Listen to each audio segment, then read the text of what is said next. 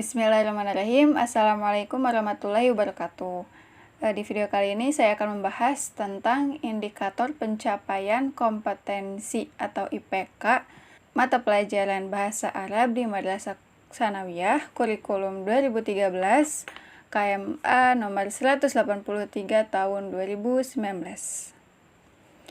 Nah, di sini saya akan membahas tentang pengertiannya, fungsinya, kemudian langkah-langkah perumusan IPK-nya, kemudian ada juga klasifikasinya dan bagaimana rincian dari IPK-nya sendiri. Nah, langsung aja ke pengertiannya. Baiklah, apa itu IPK atau indikator pencapaian kompetensi?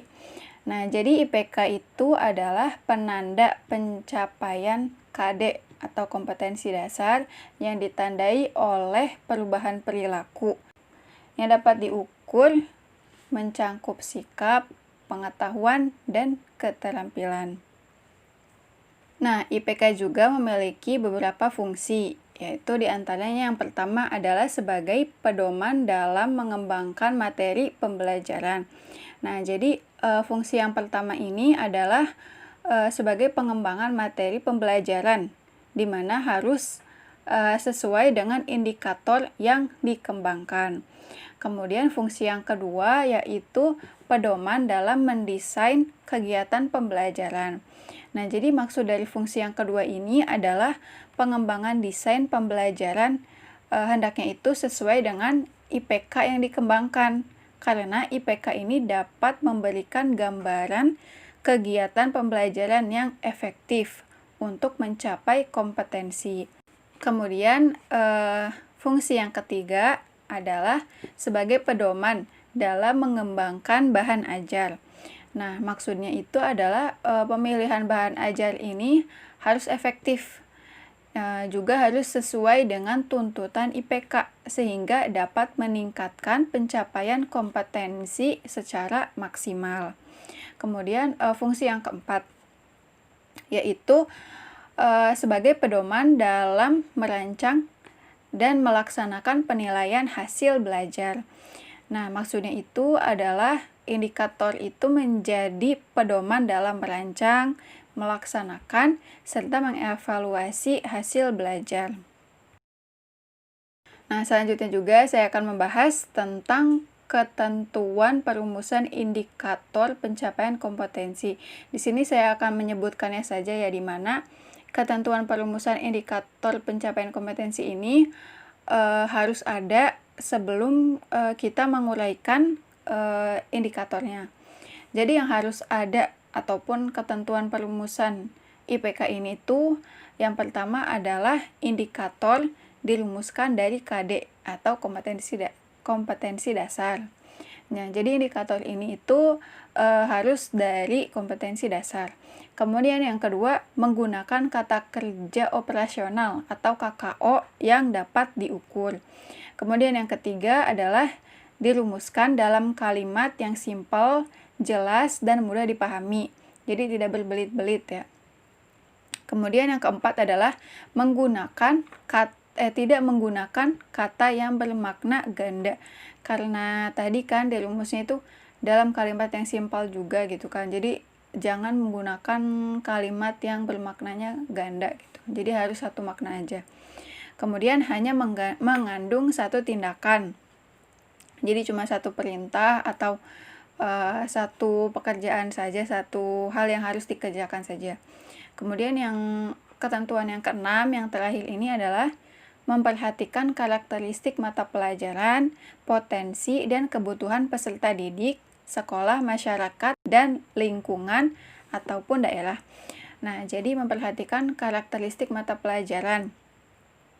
Gimana karakteristiknya bahasa Arab, kemudian harus berkaitan dengan pelajaran bahasa Arab juga. Nah, selanjutnya itu adalah langkah-langkah perumusan indikator pencapaian kompetensi atau IPK ini. Nah, jadi sebenarnya ada dua langkah, tapi ada dari dua langkah tersebut masih ada bahan-bahannya. Nah, jadi di sini saya juga akan menjelaskan sambil mempraktekkan hasil langkah-langkah yang sudah saya pelajari. Nah, untuk langkah-langkahnya, langkah-langkah yang pertama adalah menganalisis tingkat kompetensi yang digunakan pada KD. Nah, jadi kita harus menganalisis dulu tingkat kompetensi yang digunakan pada KD nih. Nah, di sini saya itu kebagian menjelaskan tentang tema Ariado untuk kelas 2 SMP semester genap.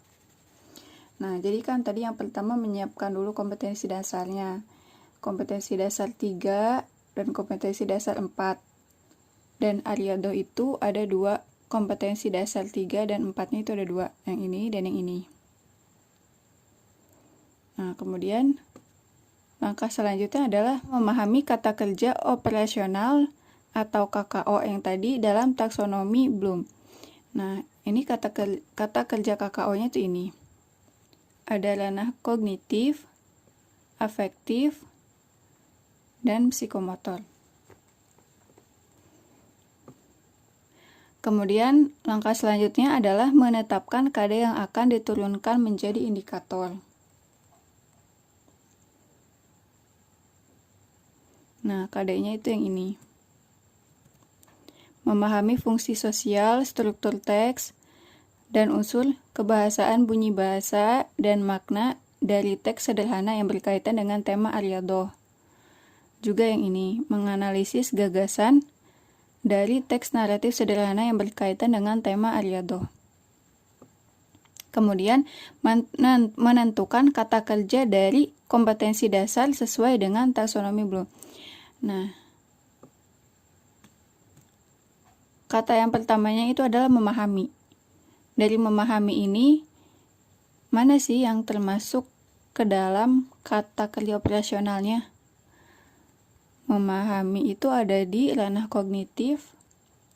Nah, ini C2 level 1.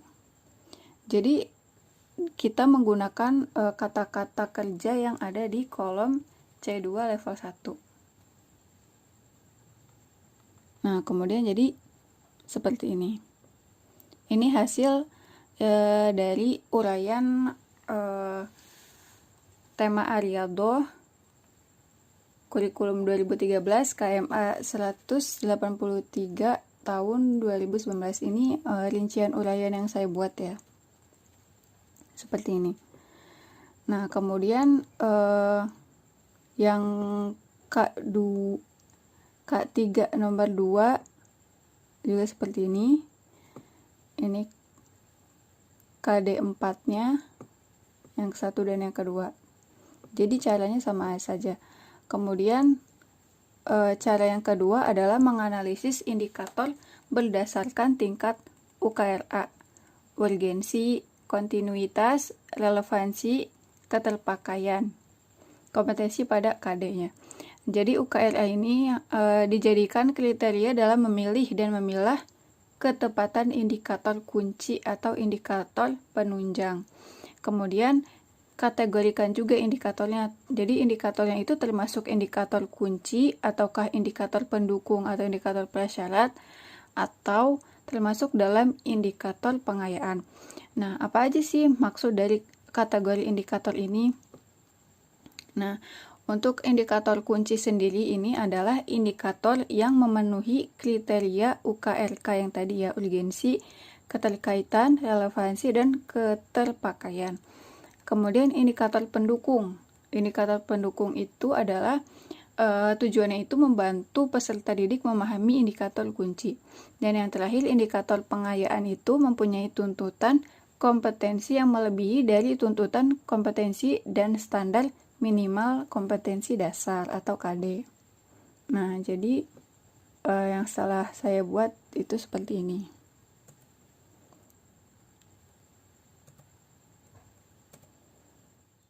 Mungkin cukup sekian video kali ini. Kurangnya mohon maaf. Terima kasih sudah menonton. Wassalamualaikum warahmatullahi wabarakatuh.